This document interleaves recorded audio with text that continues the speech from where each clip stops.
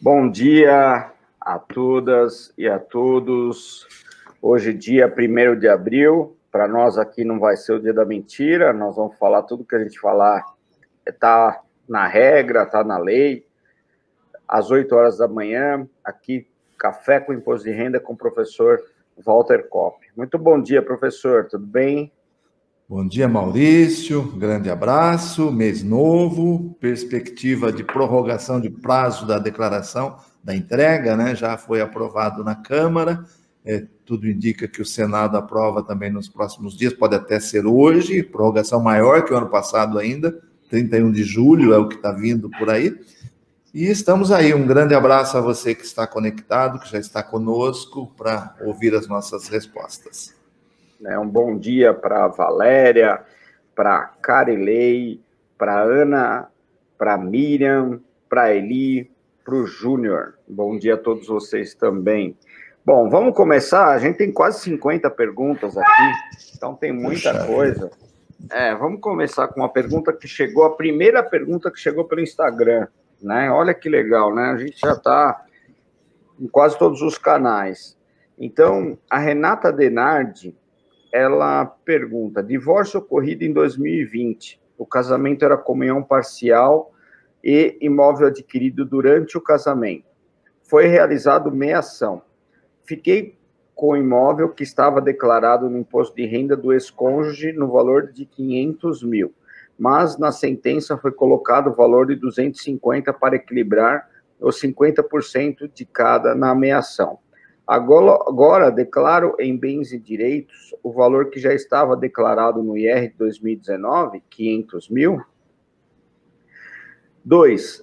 Parte em dinheiro estipulado na sentença, também em meação, só vou receber em 2021. Cito o valor em rendimentos isentos e não tributáveis, se ainda não recebi, mas a sentença é de 2020.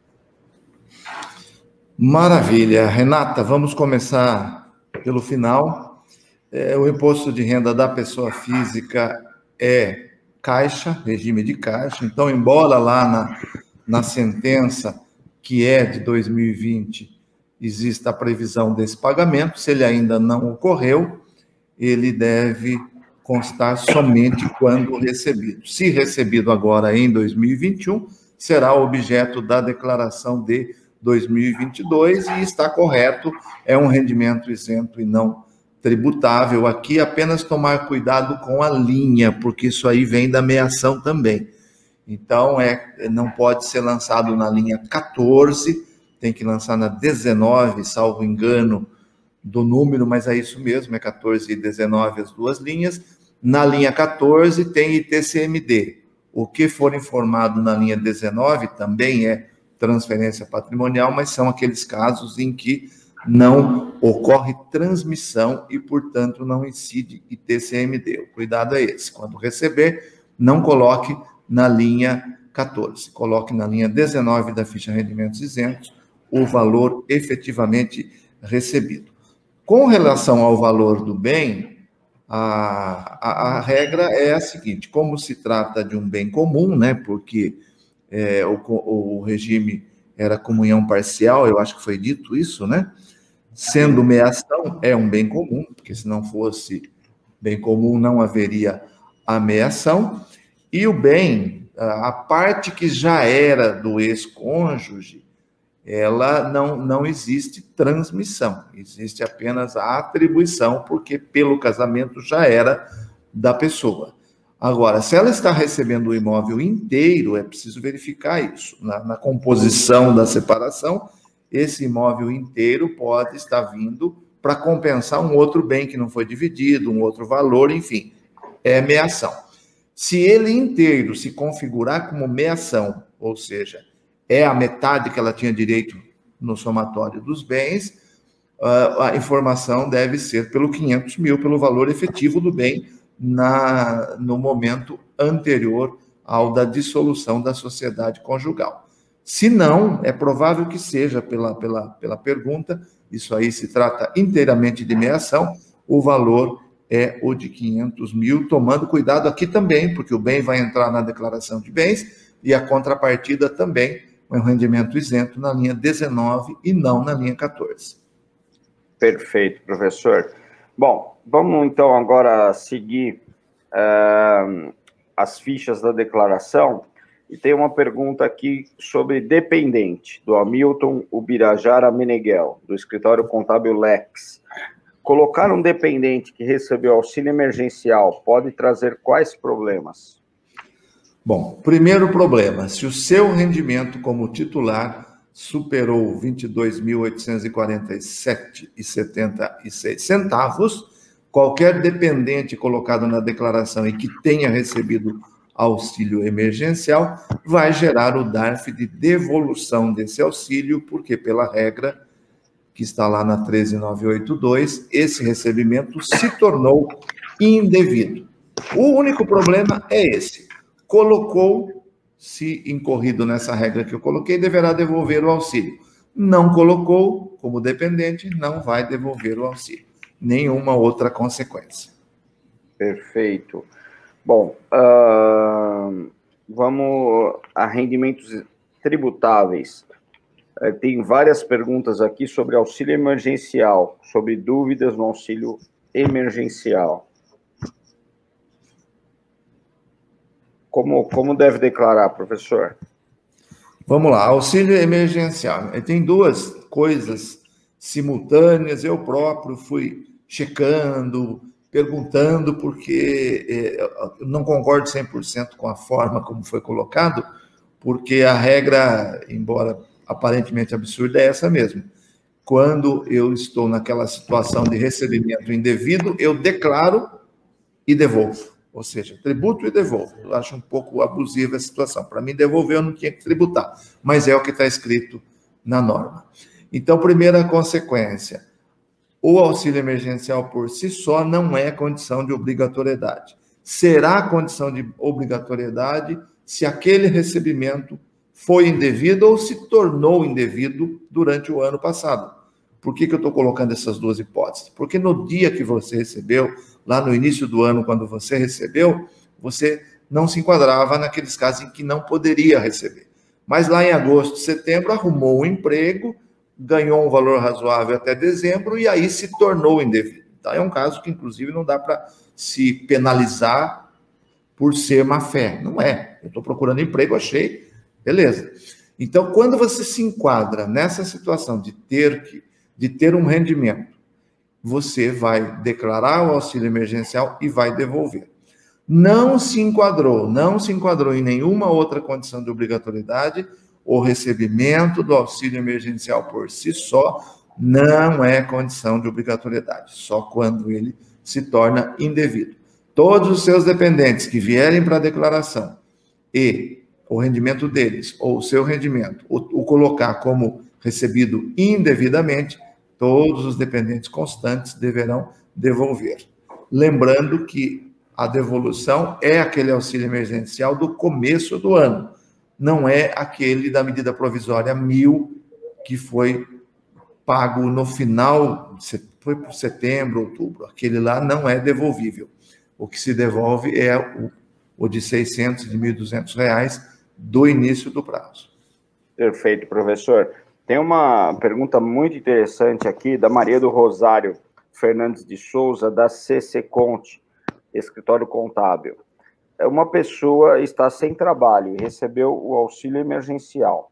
Em novembro, ela começou a trabalhar e não recebeu mais. Agora, ela vai ter que declarar imposto de renda porque tem R$ 6.000 de rendimento, mas teve 122 IR retido. Ela tem que informar o valor recebido do auxílio emergencial e vai precisar devolver o que recebeu? Excelente pergunta. Pelo texto da pergunta, não é um caso em que a pessoa atingiu aquele valor de 22.84776, portanto, não é indevido esse auxílio, mas se ela fizer a opção de declarar para receber de volta essa retenção à vida no final do ano, claro, o valor recebido a título de auxílio emergencial é um rendimento cuja natureza é tributável, sujeito a ajuste na declaração. Portanto, ela vai informar o valor recebido do auxílio emergencial, mas não vai devolver porque não se enquadrou naquele caso em que deve devolver. Perfeito. João Epaminondas, da JLA Contabilidade, pergunta: como lançar os rendimentos do MEI? Rendimentos do MEI. Esse assunto sempre volta porque é um assunto interessante. Bom, o MEI toma emprestado da regra do lucro presumido a sua apuração do lucro, do seu resultado, do ganho havido. Ele emite lá as suas notas e, conforme a sua atividade econômica, é o percentual que é considerado lucro. Vamos pegar o maior para facilitar até os cálculos. Vamos pegar aí serviços, demais serviços, que é 32%. Então, do que o MEI faturou, 32% é considerado lucro.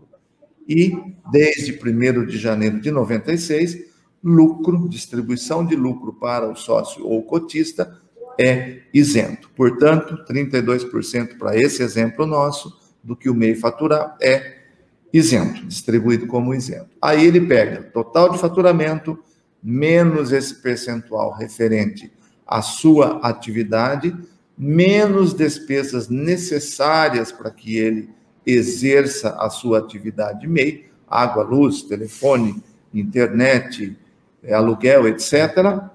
Funcionário, ele pode ter um, né? Enfim, todas as despesas que ele teve. Ele pega, deduz todas as despesas que ele tem. O que sobrou é, para fins de imposto de renda da pessoa física, rendimento tributável. Lembrando que, caso ele faça contabilidade e evidencie que o seu lucro foi maior do que o percentual da sua atividade, tudo que contabilmente ele evidenciar e comprovar pode ser distribuído como rendimento isento na declaração de imposto de renda da pessoa física. Perfeito. Vou dar bom dia também aqui ao Dimário, a Renata, ao Gildo, ao Diego, ao Antônio Salgado, a Marlene, ao Neto, a Miriam, ao Renato. Bom dia a todos vocês, muito obrigado por nos prestigiar aqui. Tem mais uma pergunta aqui do Elian Dias. O contribuinte trabalha registrado, CLT, mas para complementar a renda vende artesanatos com a maquininha do cartão de crédito. Onde informar esses valores? A operadora precisa enviar um informe de rendimentos? Bom, com relação ao rendimento, na verdade, quando você utiliza a maquininha, você se torna uma fonte pagadora da comissão daquela operadora, né? Mas com relação ao rendimento, esse rendimento ele tem um probleminha aí, tá? Que é prática de atos do comércio. Essa é uma coisa que, vamos dizer, o fisco não consegue monitorar e fazer cumprir a lei, mas quando eu passo a ter de forma recorrente a prática de atos do comércio, ou eu sou MEI e posso fazer isso, ou se eu estou fazendo na pessoa física, eu estou correndo algum risco de ser enquadrado como equiparado à pessoa jurídica. Se eu tenho um MEI comércio, tranquilo, eu estou legalizado. E até ele não fala isso, né? Ele não fala que é MEI, Não, né? Não. Mas é altamente recomendado que ele providencie isso. Se ele está formalizado como MEI, é um rendimento que vai vir dessa atividade MEI dele e vai ser declarado conforme as regras que eu coloquei há pouco. Se ele não está formalizado, tomando cuidado para não ser considerado equiparado à pessoa jurídica por prática de atos do comércio, ele vai ter que informar na ficha de rendimentos recebidos de pessoa física o valor líquido das transações dele. Se está sendo recorrente, se ele está tendo um bom movimento, formalize, faça o MEI, que aí fica tudo dentro da legalidade e você vai, logicamente, somar a sua renda CLT apenas aquela parte tributável do MEI, conforme eu coloquei. Perfeito, professor. A Daniela pergunta: um cliente recebeu ações do exterior como bonificação, são conhecidos como stock options. Ela vendeu as ações quando ganhou e emitiu a DARF e pagou. Como declarar? Excelente pergunta. Stock option é uma sistemática utilizada especialmente pelas multinacionais para retenção dos seus executivos, etc, etc. É um benefício que é dado, né? E, via de regra, é uma multinacional, por isso é uma ação lá do exterior. Esse é um cuidado que tem que ser tomado. Ação aqui no Brasil é renda variável. A ação do exterior, adquirido, portanto, em moeda estrangeira, é ganho de capital.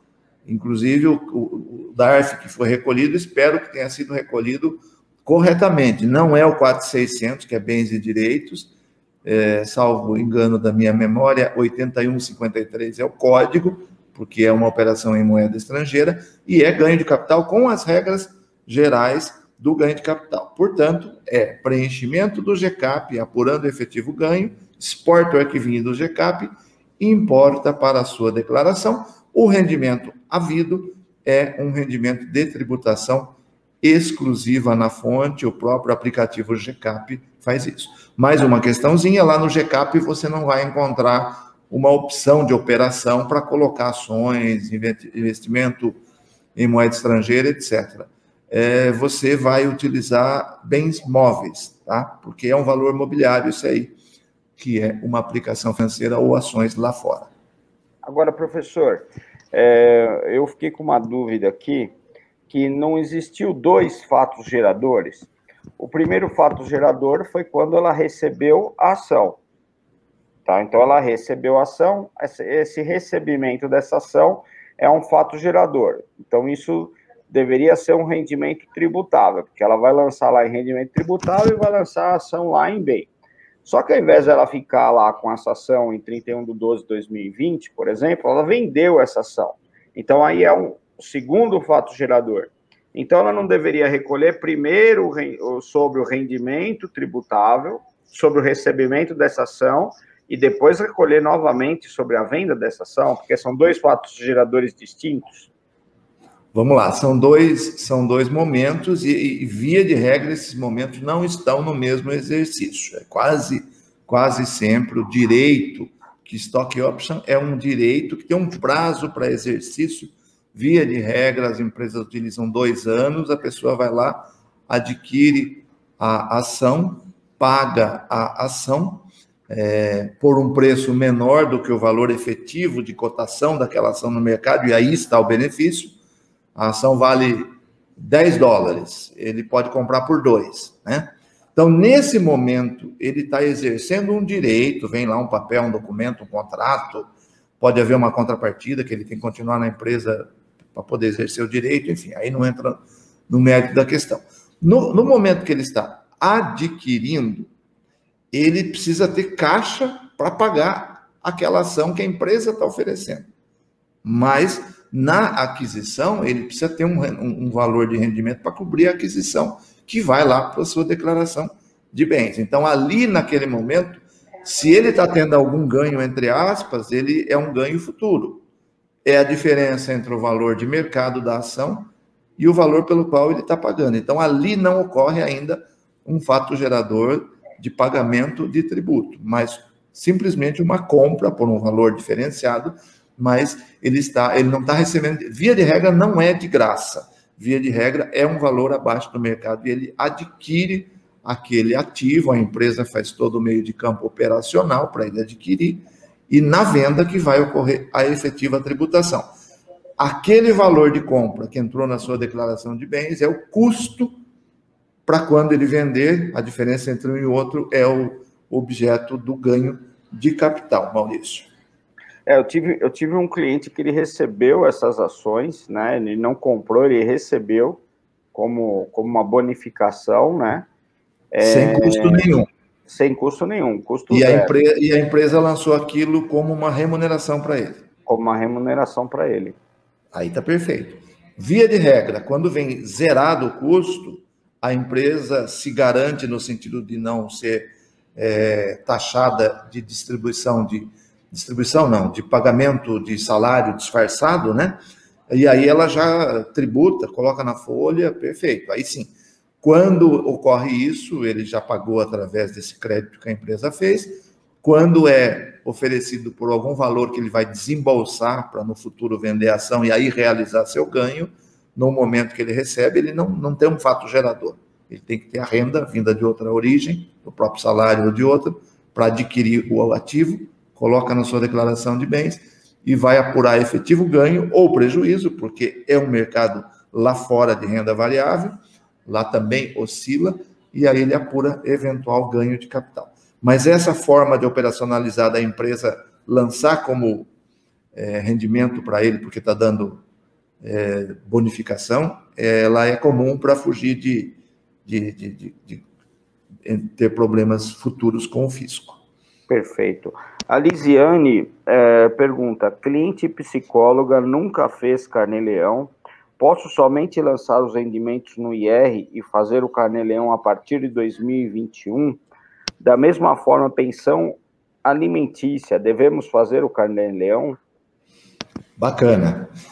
Primeira informação útil, carnê-leão não é opcional. O próprio nome desse tipo de recolhimento é recolhimento mensal obrigatório. E o não recolhimento, ainda que se ofereça integralmente os valores recebidos à tributação na declaração, enseja a aplicação de multa de 50% sobre o valor do imposto de cada mês, porque a ocorrência do fato gerador é mensal, conforme o somatório recebido. Isso está lá no artigo 44 da Lei 9.430, está bem escondidinho lá, que essa lei trata da PJ, mas esse artigo 44 fala da multa isolada do carnê-leão. Então, a resposta é 100% correto.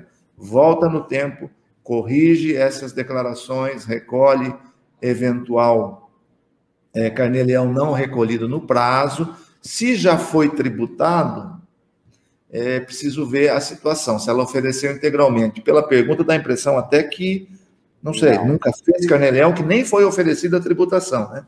Parece. Mas a recomendação para estar 100% correto, volta no tempo, corrige tudo, caso não tenha sido nem na declaração colocado e nem tributado, faça o recolhimento do carnê-leão em atraso e só depois faça a retificadora para fugir da multa de 50%. A segunda parte ela falou de pensão alimentícia, é outro caso em que o carnê-leão é obrigatório. Tem projeto de lei aí, tem alguma coisa tramitando no sentido de deixar a pensão alimentícia como não sujeita ao carnê-leão, mas é mera tramitação ainda de projeto. Por hora, carnê-leão, quem recebe obrigatoriamente pensão alimentícia. Quem recebe faz o carnê-leão, quem paga informa o pagamento da pensão, para ele é dedutível, para quem recebe é tributado. Perfeito, professor. A Nathalie Silva, da JN Contabilidade. No caso de aposentado por invalidez e recebendo também pensão por morte, onde o mesmo tem menos de 65 anos, esses rendimentos recebidos entram como tributáveis? O mesmo tem algum tipo de isenção sobre o valor recebido? Bom, a primeira parte, aposentadoria por invalidez, né? Sim. Essa é isenta. A segunda parte, que é uma outra aposentadoria, né? É uma pensão por morte. Pensão por morte. E a pessoa tem menos de 65 anos. Essa segunda parte é tributável, cada uma vai ser lançada na sua ficha conforme a natureza. Se a invalidez não tem o mesmo efeito da moléstia grave. Se fosse moléstia grave, tudo que ele recebe seria isento. Aí, nesse caso, uma parte é isenta, uma parte é tributável. Perfeito. Bom, antes da gente entrar aqui na suspensão, na redução, deixa eu ver aqui, dar um bom dia aqui para o João Antunes, um bom dia para o Edivaldo, bom dia para todos vocês. Então, vamos na hora do café, professor, que a gente já estourou o nosso tempo aqui de 20 minutos. Nosso break. Bom dia para o Arnese, bom dia para o Adilson, bom dia para o Tonico, para a Tainara, para a Marlene, bom dia ao Ivo. Vamos lá, professor, quais são as novidades aí que o Dr. IR tem aí para a próxima semana? Fiquei sabendo que você vai ter aí uma aula, né, particular aí para os nossos web espectadores. É isso mesmo? Exatamente. Nós tínhamos programado para fazer hoje, tivemos um probleminha operacional lá com a própria plataforma e decidimos jogar para a próxima semana, e fica um pouco melhor também, porque está muito em cima do feriado, enfim. Então, na próxima quarta-feira, 7 de abril, 10 da manhã, nós teremos uma demonstração de como funciona a nossa consultoria simplificada para o assinante do nosso produto Treinamento Declaração Erro Zero. Vai ser para o próprio assinante que quiser estar lá, todos serão avisados através da própria plataforma, e para os convidados. Então, você precisa se inscrever, vagas limitadas, e já antecipo, teremos algumas surpresas bem interessantes, somente para os que se inscreverem e participarem. Pelo menos 1 hora a gente garante de interação respondendo as dúvidas. Você, ao se inscrever, envie a sua pergunta, nós vamos informar, eu até esqueci de colocar isso no form de inscrição, vou agregar lá nas orientações. Você tem direito a enviar uma pergunta que será respondida durante o evento. Anote aí na sua agenda, próxima quarta-feira, 7/4, 10 horas da manhã, todos os inscritos vão receber no e-mail utilizado para a inscrição o link logo na manhãzinha da quarta-feira. Quem disponibilizar também o WhatsApp, a gente manda no WhatsApp para não perder o nosso encontro. Conexão Doutor Imposto de Renda, próxima quarta, 10 da manhã. Estão todos convidados, o link para inscrição está aí na tela. Perfeito. E pelo que nós estávamos conversando, terá um desconto super especial aí para o pessoal que assinar no dia, né? Exatamente. Vamos derrubar os limões. É isso aí. Bom, vamos lá. Vamos agora de suspensão e redução, né? O Antônio, ele pergunta, tenho 2 dúvidas. Ele fala sobre suspensão e redução e sobre espólio também. O benefício fiscal recebido referente à redução do salário na folha de pagamento da empresa e pago no plano emergencial é tributável e tem que ser tirado informe no site do Ministério da Economia? Exato, é o meu amigo Fontão, lá de São José do Rio Pardo. Abraço, Fontão. É exatamente isso, eu gosto de pergunta que já traz a resposta na própria pergunta, porque economiza, né? O benefício emergencial, Lei 14.020, tem aquela parte que é paga pelo empregador, essa parte é isenta, a denominação que a lei deu é ajuda compensatória, aquela parte paga pelo Ministério da Fazenda, que criou um CNPJ, uma variação de CNPJ própria para esse benefício, é tributável. O caminho mais fácil para obter o informe é entrando na carteira de trabalho e previdência social online, digital. Entrou na carteira de trabalho digital, lá estarão as informações. Alguns empregadores já informam isso lá no campo de informações complementares do seu próprio informe de rendimento, e por ausência de previsão em contrário, esse rendimento pago pelo governo, pelo Ministério da Economia, é um rendimento tributável que vai se somar aos demais rendimentos tidos naquele ano, no ano de 2020. Perfeito. E ele pergunta também, tem um cliente que faleceu a esposa em 2020 e fez a escritura de partilha de bens, e daí 50% dos bens passaram para os filhos mas como a esposa não tinha renda, os bens e direitos eram declarados na declaração do marido. Nesse caso, tem que fazer a declaração final de espólio da esposa? O falecimento é da esposa, sim, da né? esposa, sim.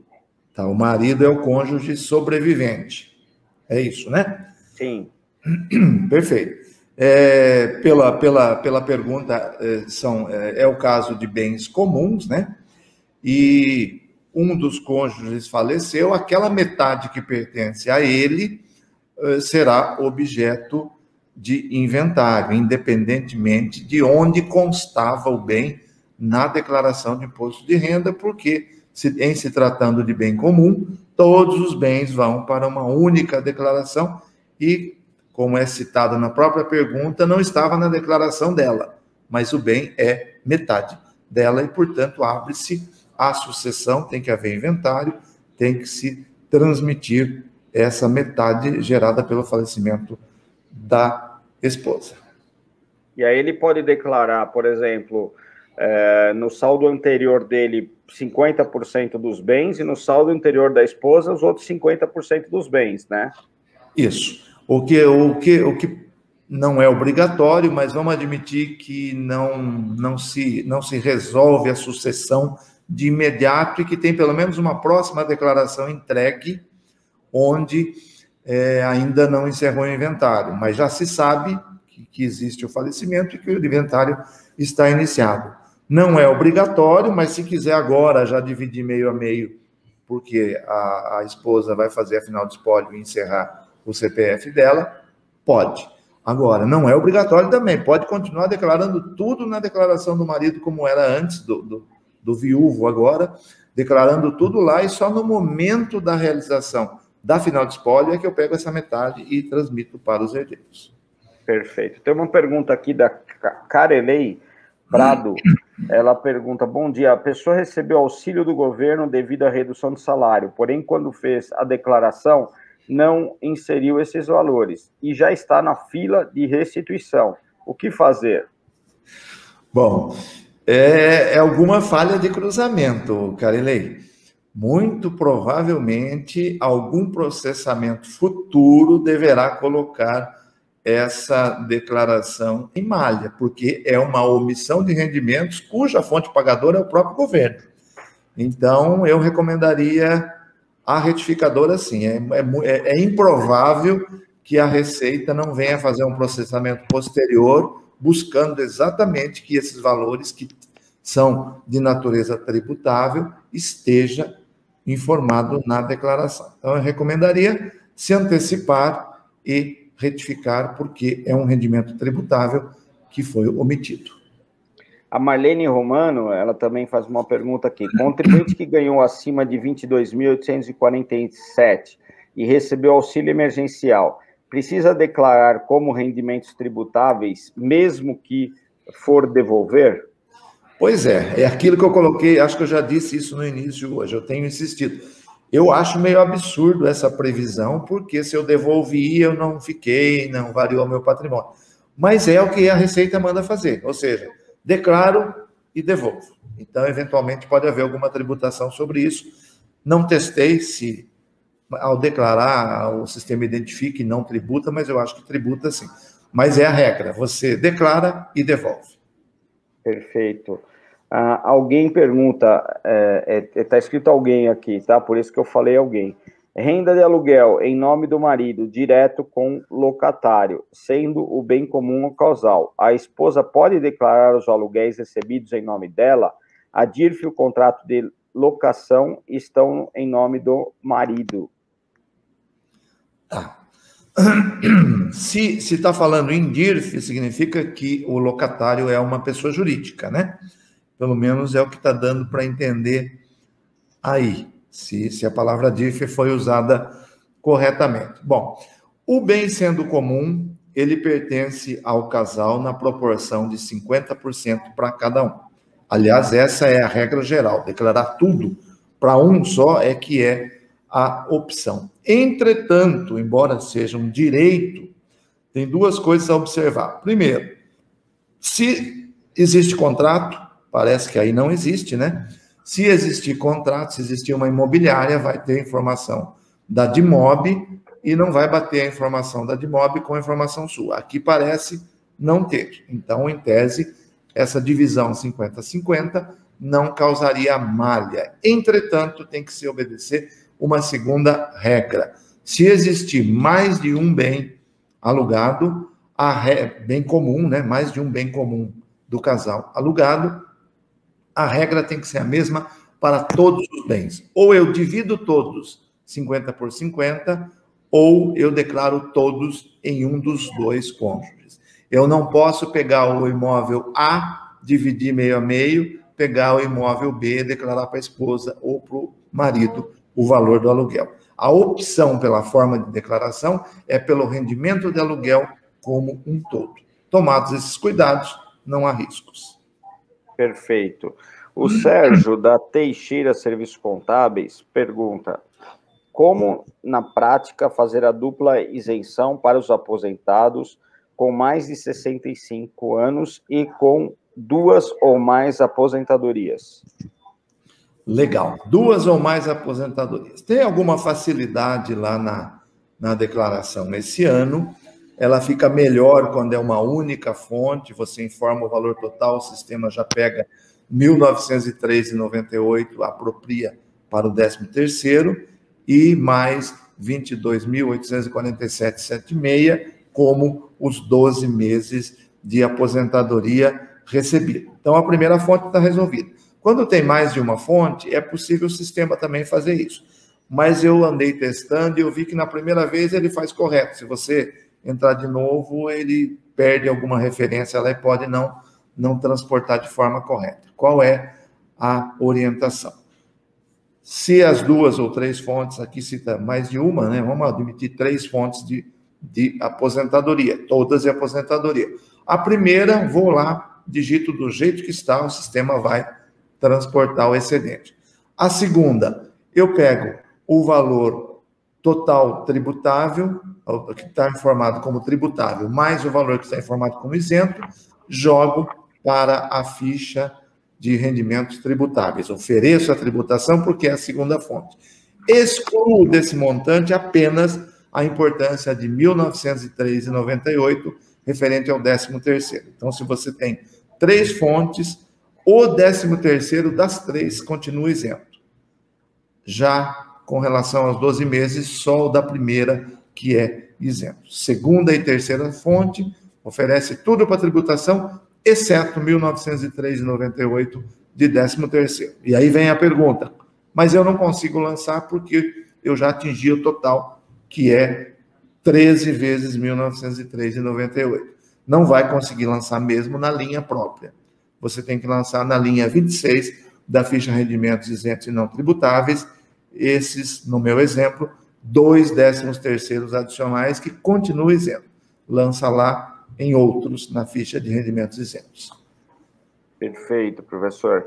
O Renato, da Jacaré, distribuidor de alimentos, pergunta: no relatório auxiliar para a simples conferência da XP Investimentos, proventos pagos pessoa física, tem valores de JCP, rendimento e dividendos. Esses valores devem ser lançados na declaração? Sim, todos eles devem integrar a declaração, e o que o mercado chama de proventos, via de regra, são juros sobre capital próprio, rendimento com qualquer outra denominação e dividendos. Lembrando que dividendos são isentos, porque ele caracteriza a distribuição de um resultado, de um lucro da empresa emissora daquele papel, daquela ação. Então, JCP é tributação exclusiva para todas as empresas pagadoras. O beneficiário vai declarar, apenas informar o valor líquido como tributação exclusiva. Dividendo é isento. E aqui o que ele chama de rendimento é preciso ver que tipo de rendimento é, mas via de regra é tributável. Aqui, já que falamos do JCP, juros sobre capital próprio, tem uma única exceção, que é o JCP pago sobre o seu capital social de cooperado, de cooperativa de crédito. Então, se você é cooperado de uma cooperativa de crédito, o seu JCP não é tributação exclusiva, ele é tabela, então ele vai se juntar lá na ficha de rendimentos tributáveis recebidos de pessoa jurídica. Perfeito, professor. Opa, desculpa. Eu também estou com a garganta pifando. Essa daqui é minha terceira live essa semana, então já tô no limite já, viu? Mas vamos lá. Bom, vamos agora, a gente chegou a 40 minutos aqui, falar um pouquinho sobre na hora do pãozinho quente, né? Aquele pãozinho que chega da padaria, você vai lá, coloca uma manteiguinha, um salamizinho, uma mortadela, né? Então faz aquele lanchinho gostoso com café com leite, não tem coisa melhor, né? Bom, para quem ainda não conferiu, a Conferir fechou uma parceria com o Banco Original para que os contabilistas possam obter recursos, financiamentos a longo prazo, com taxas menores do que praticadas pelo mercado e com carência que vai de 3 a 6 meses. O prazo pode ser de 36 a 48 meses para pagamento. Então, nesse momento de pandemia, onde muitas vezes a inadimplência ela aumenta, né? Porque o escritório contábil ele não tem ali uma perda de faturamento, por ser um faturamento recorrente, mas muitas vezes a inadimplência aumenta e tem que se honrar os compromissos, né? Então, nada melhor do que uma linha de crédito para poder fazer com que esse prejuízo desse momento ele seja aí rateado aí em 36, em 48 meses, de uma forma fácil aí para pagamento e ainda com carência, tá? Essa é uma linha de crédito que qualquer um que for bater lá no Banco Original não consegue essa linha. E nós, do Conferir, nós conseguimos, por saber que esse momento difícil, nós precisaríamos passar aí junto com os nossos clientes, os nossos contabilistas. Então, acesse conferironline.rds.land/conferir e original, faça lá o seu cadastro e sujeito à análise de crédito, tá bom? Muito obrigado. Bom, vamos lá. Agora vamos falar de bens e direitos. Tem bastante coisa aqui de bens e direitos, viu? Bom, Maria Helena, da Helena Contabilidade, pergunta: cliente foi contemplado em consórcio, mas pegou em dinheiro. Isto é renda tributável? Legal. Não é renda tributável.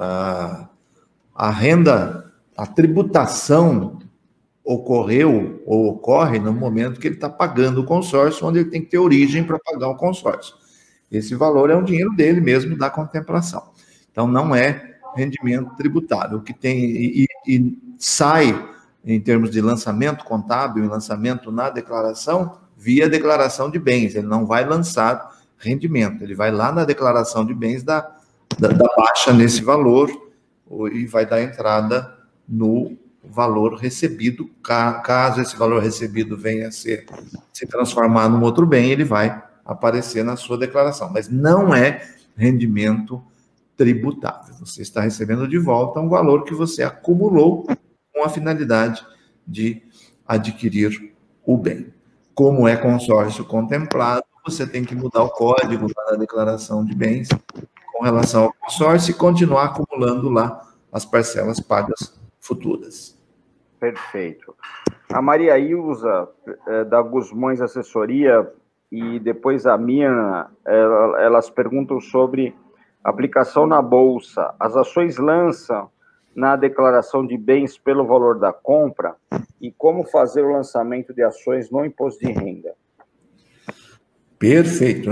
Eu não tenho exatamente horário, tenho sim. Acho que é dia 6, na próxima terça, inclusive, o evento é aberto, eu não recebi ainda o material de divulgação, que está por conta deles, mas eu faço uma live com o pessoal do CRC de Pernambuco só sobre renda variável. Então, a gente vai ter um um tempo maior para falar bastante sobre renda variável. Será na próxima terça-feira, às 10 da manhã. CRC Pernambuco. É só procurar no YouTube que você vai encontrar o link.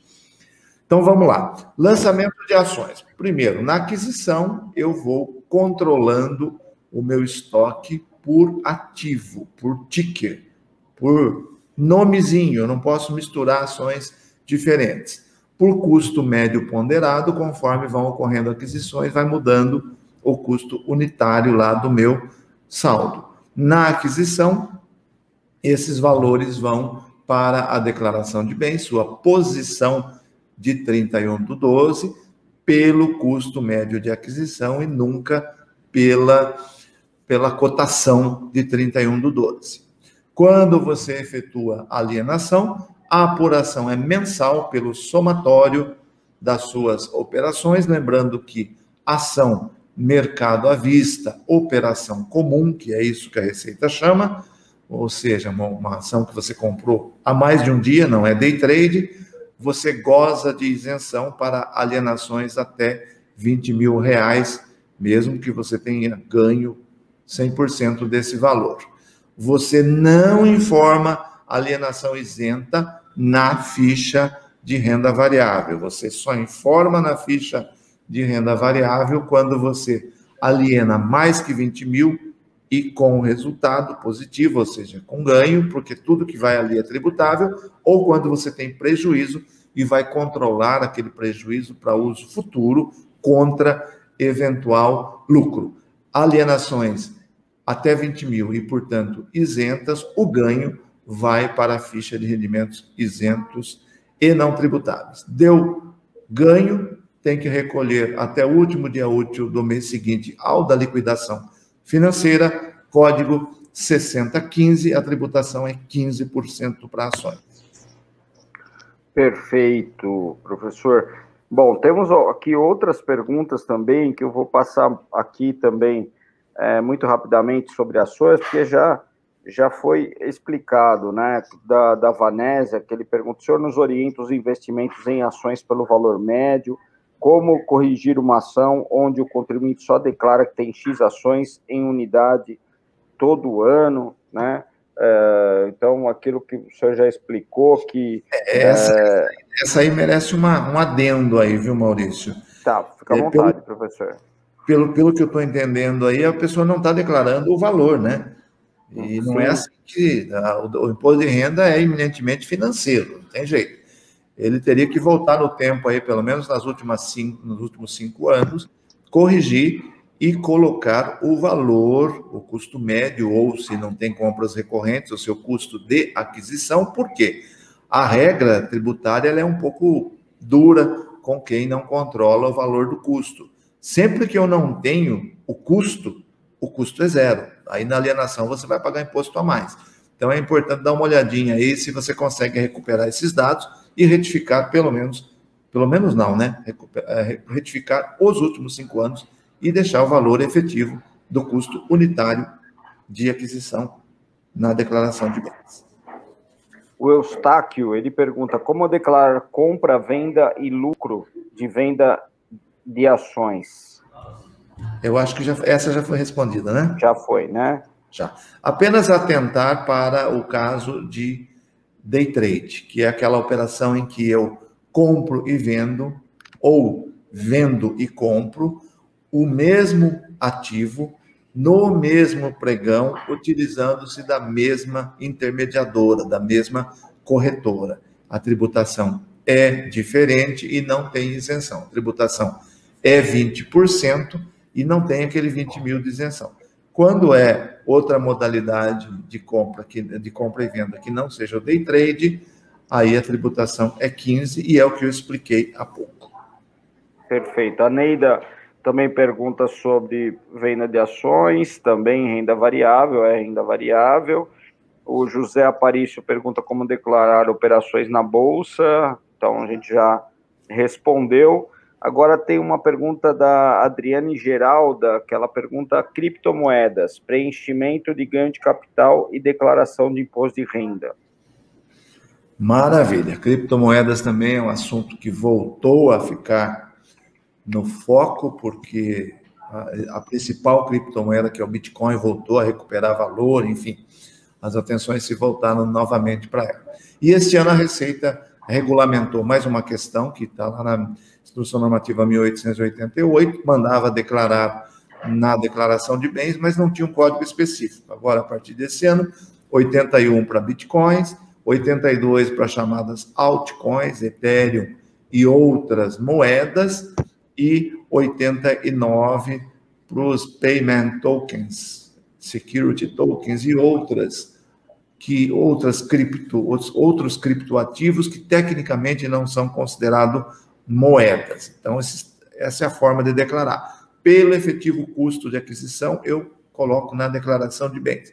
Fiz compras recorrentes, custo médio ponderado também, para que eu chegue ao custo de cada unidade de criptomoeda que está no meu estoque. No momento da venda, apura-se ganho de capital, seguindo as regras gerais de ganho de capital, bens móveis, e eu recolho também pela regra geral do ganho de capital, e nesse caso é o 4.600, e eu tenho até o último dia útil do mês seguinte ao do recebimento do valor da venda para recolher, e tenho inclusive o degrau que vai de 15% a 22,5%, conforme o montante do ganho. Ok, professor. A Miriam, da MS Contabilidade, pergunta: conta corrente poupança conjunta solidária, pelo que sei, titular morre sem bens a inventariar. Filha única já transferiu o saldo das contas para a sua conta pessoal. Como declarar essa transferência? Precisa fazer a declaração da falecida?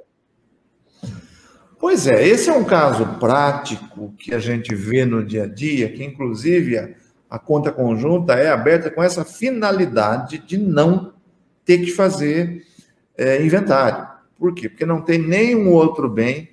Juridicamente, uma conta conjunta, quando não há um contrato estipulando em contrário, significa que tudo que está lá, metade é de um, metade é de outro. Né? Sul 2, ela fala que a conta é do tipo solidária. Conta solidária é aquela e ou, a não solidária é aquela e, onde os dois têm que assinar, os dois têm que movimentar conjuntamente, a solidária é tanto um quanto o outro, e nesse caso eu entendo que está dispensado a declaração final de espólio, porque ela é filha única, inclusive, já transferiu até o valor para a sua conta. Lógico, a metade, pelo menos, do que estava na conta, juridicamente, veio da parte do pai, né? E aí ela teria que lançar lá na linha 14 ou na 19 da ficha rendimentos isentos e não tributáveis, para que o saldo possa aparecer na ficha de bens e direitos. Perfeito. Bom, como declarar, o Valdeci, pergunta da KVR, pergunta: como declarar imóvel de inventário? Ótimo. Eu gosto dessa pergunta porque se comete muito erro nessa questão. Imóvel de inventário. Primeira coisa, o mais importante, por que valor esse bem entra no patrimônio do herdeiro ou do legatário? É pelo valor constante na declaração de final de espólio do falecido. O valor que está lá é o valor que legalmente o beneficiário, o herdeiro, pode lançar na sua declaração. Não é valor de partilha, não é valor de registro em cartório, enfim, é o valor constante da final de espólio. E caso tenha havido qualquer atualização no momento da transmissão, essa atualização está sujeita a ganho de capital, o contribuinte é o espólio, e isso dá direito que o valor venha atualizado para a declaração do herdeiro. E, lógico, mediante o recolhimento, está lá no artigo 23 da Lei 9.532, de 97. Perfeito. Bom, temos bastante pergunta ainda aqui. A Vanésia pergunta: Bens na declaração dos cônjuges. Se eu posso declarar todos os bens somente na declaração do marido, por exemplo, como declaro os saldos e rendimentos de aplicações bancárias, quando a esposa tem conta separada do marido em nome dela somente? E tanto faz o regime de casamento for comunhão total ou parcial?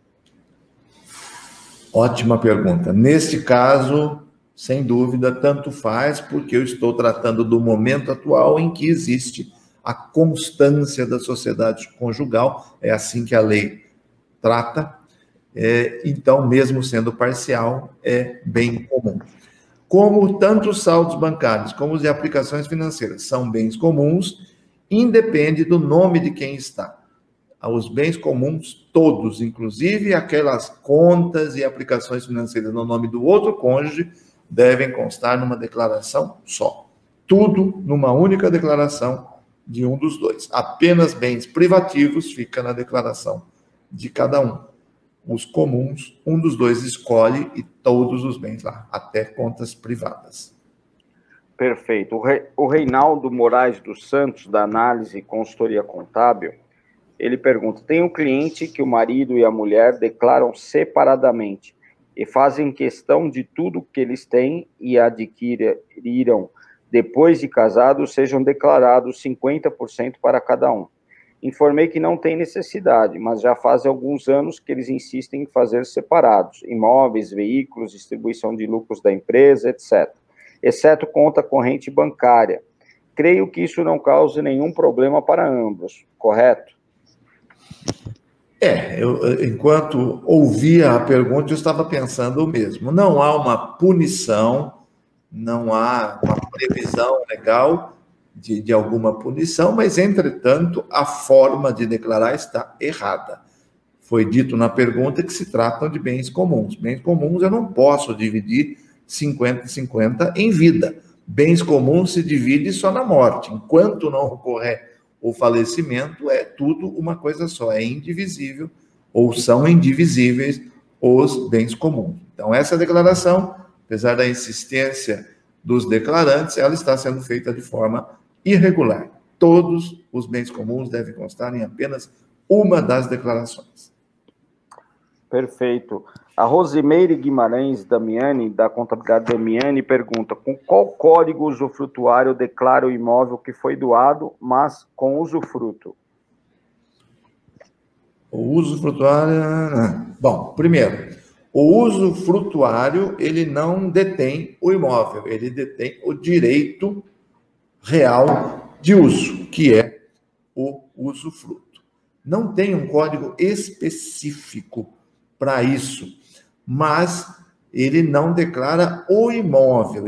Aí tem uma questãozinha polêmica, eu até anotei, eu vou fazer algum estudo, tal, de repente questionar a Receita, etc., que eu também não dá para afirmar nos demais estados da federação, eu afirmo categoricamente com relação a São Paulo, onde hoje, por causa da legislação do ITCMD, se atribui ao valor do usufruto 1/3 do valor do bem. Eu acho uma coisa, juridicamente, fica manca perante o imposto de renda. Por quê? Porque perante o imposto de renda, quem recebe o usufruto é não oneroso, ele não pagou nada pelo usufruto. Ele não paga nada pelo usufruto, mas tem lá como valor de entrada 1/3 do valor do bem. Isso para o usufrutuário. Quando ocorre a extinção do usufruto, sendo o usufruto vitalício, se dá pelo falecimento do doador, que tinha dado o usufruto, né? Aquele valor deveria ser agregado ao imóvel, e só naquele momento o imóvel passa a ter seu valor pleno. Eu não concordo muito com essa forma de declarar. Então, havendo o valor, o usufrutuário declara, e a Receita escreveu isso hoje no seu perguntão, o valor do usufruto é aquele que está no documento quando atribuído um valor ao usufruto. Lembrando que ele declara o usufruto, mas o bem, que nós chamamos de nua propriedade, está nas mãos do doador. Perfeito, professor. Legal, temos bastante perguntas aqui no nosso chat.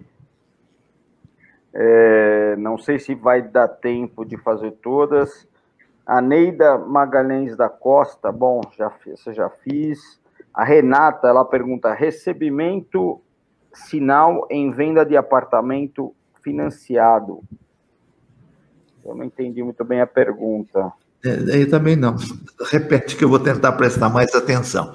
Recebimento sinal em venda de apartamento financiado.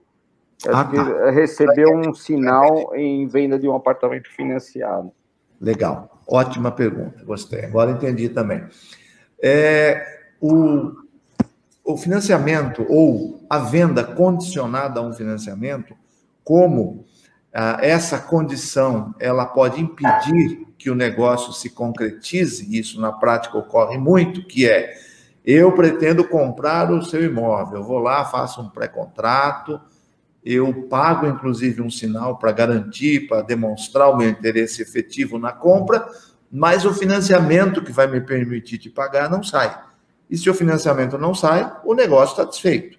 Então, o que acontece? O tratamento que é dado para essa situação. Eu vou colocar entre aspas, o financiamento imobiliário gera, para fins de imposto de renda, uma condição suspensiva. Então, ainda que você, vendedor, receba um adiantamento, um sinal, um arras, que esse é o nome feio que o juridiquês dá, o fato gerador do ganho de capital para você, vendedor, ainda não ocorreu e está suspenso para a data em que saia o contrato do financiamento imobiliário. Então, você recebeu um sinal, se esse sinal passou o ano no seu patrimônio, você declara apenas para fins de informação, e afinal esse valor esteve com você, mas você ainda não tributa. Quando ocorrer o contrato do financiamento, você pega esse valor recebido antecipado, mais o restante que vai ser pago pela venda, e só ali vai ocorrer o fato gerador e a tributação. Então, sinal para venda de imóvel financiado não é ainda a ocorrência do fato gerador da apuração do ganho de capital. Perfeito. O José Romero da Silva, ele pergunta, bens e direitos, como declarar PGBL e VGBL? Ótimo. PGBL, Plano Gerador de Benefício Livre, é uma modalidade de previdência privada, onde você controla todos os pagamentos na fase de acumulação do seu benefício, através exclusivamente da ficha Pagamentos Efetuados, código 36. Você lança lá cada pagamento, mês a mês, o somatório do ano, portanto, e ele é dedutível, limitado a 12% do seu rendimento tributável trazido para a declaração. Tributável sujeito a ajuste, não entra o tributável exclusivo na fonte. Até o limite de 12%, dedutível, você informa lá no pagamento efetuado.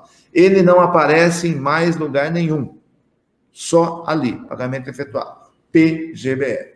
O outro, que na minha concepção não é exatamente um produto previdenciário, mas sim um seguro de vida com prêmio por sobrevivência, que é o Vida Gerador de Benefício Livre. O que acontece? Caso a pessoa venha a falecer, tem um pecúlio contratado, tem um seguro contratado com beneficiário definido, que vai ser pago. Se a pessoa não morrer durante o prazo do contrato, recebe-se como se fosse um resgate de uma aplicação financeira. Não é dedutível do imposto de renda, o VGBL, e a declaração se dá pelos aportes, pelos pagamentos efetuados na fase de acumulação, na declaração de bens e direitos. Quando ocorrer o resgate, porque a pessoa sobreviveu, prêmio por sobrevivência, baixa-se o valor aplicado e sobre o rendimento vai incidir a tributação, que, a exemplo do PGBL, pode ser a regressiva, de 32 a 15, ou progressiva, que vai de 0 a 27,5, tabela no momento do resgate. Lembrando que quando a tributação é progressiva, lá no PGBL, que é o todo tributável, o banco ou a empresa de previdência faz uma retenção de 15% como antecipação e ajusta-se na declaração. O PGBL, ele é um produto mais adequado para aquele que declara...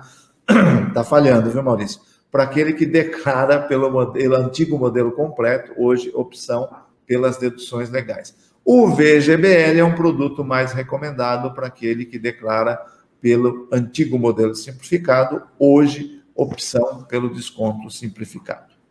Perfeito, professor. Bom, professor, a gente tem mais algumas perguntas aqui e hoje nós não conseguimos responder as perguntas do chat, né? São muitas perguntas que tem aqui, né? Então, eu mandei uma mensagem aqui para o senhor para ver se essas perguntas o senhor pode levá-las no seu programa na próxima terça-feira, no dia 7, e responder essas perguntas no dia 7. Eu não sei se o programa vai ser nessa linha. Então, eu vou enviar todas essas perguntas aqui, né? Tem muitas perguntas, já dá para fazer aí o programa. Importante mandar as perguntas no decorrer da semana para que a gente possa elaborar aqui, preparar, né? O Adilson aqui disse que precisa falar comigo em off. Adilson, pode mandar uma mensagem aí pelo Messenger aí do Facebook, que a gente responde para você. Enfim, bom, vamos então finalizar aqui, na hora do bolinho quente, né? Já chegamos aí 1h07 aí de live. Professor, fala mais um pouquinho aí do evento no dia 7, como que vai ser, e quais os cursos que hoje estão disponíveis lá na sua plataforma. Maravilha, Maurício. E aproveitando essas pessoas que ficaram sem resposta, depois a gente pede para o... já está aqui. O Fábio está muito rápido, está captando até pensamento. Se inscreva nesse link que está aparecendo aí na sua tela e esteja conosco na próxima quarta-feira, que nós vamos responder essas perguntas que o Maurício vai me passar, que estão no chat, e pode enviar novas perguntas. Nós estaremos apresentando como funciona a nossa consultoria simplificada, dando mais detalhes dos nossos cursos, o nosso treinamento, que é aquele que engloba tudo que vai sendo lançado durante o ano. Mudamos de plataforma, estamos repovoando lá o ambiente. Nós temos o curso de ganho de capital avulso, temos esse treinamento que engloba todos os demais cursos, inclusive os avulsos que vão sendo lançados, e nos próximos dias lançaremos um curso premium de renda variável. Até o nome a gente deu uma caprichada, trilha de aprendizado em renda variável, e o objetivo dele é um pouco diferenciado, através de mentorias permanentes durante todo o ano, treinar sua equipe para atender renda variável. Somente durante a pandemia, mais de 1 milhão de novos CPFs foram para a Bolsa. A maioria completamente inexperiente, que precisa do apoio do contador para fazer os cálculos, para recolher, e para isso precisa estar preparado, porque é um mercado um pouco específico. Nosso treinamento terá 6 módulos, com mentorias periódicas, claro, ao vivo, tirando dúvida, fora aquele conteúdo que vai ser disponibilizado em cada um dos módulos. Lançaremos mais ou menos na metade do mês de abril, agora com a prorrogação do prazo ficou melhor ainda, mas a gente vai correr para entregar o primeiro módulo cheio e a definição de todos os demais módulos. Na quarta-feira, uma promoção super especial, exclusiva para aqueles que estiverem online no evento. Quarta, 7/4, 10 da manhã, espero vocês. Perfeito. Bom, muito obrigado a todos. Desejo uma ótima Páscoa a todos vocês, a toda a sua família. Se cuidem, né? Ainda a pandemia não acabou e que todos vocês fiquem bem aí na casa de vocês, com a proteção divina, para que a gente possa passar por essa fase o mais rápido possível. Lembrando que a prorrogação da declaração ainda não foi assinada pelo presidente da República, né? Ela passou lá no projeto de lei, né? Com a Câmara dos Deputados, provavelmente passe hoje ou na semana que vem pelo Senado, mas aí vai depender muito também do presidente da República. Então, vamos aguardar aí as próximas novidades. Professor, muito obrigado, um grande abraço e até a próxima semana. Um abraço a todos e até mais. Tchau. Obrigado, Maurício. Abraço a todos que acompanharam. Tchau, tchau.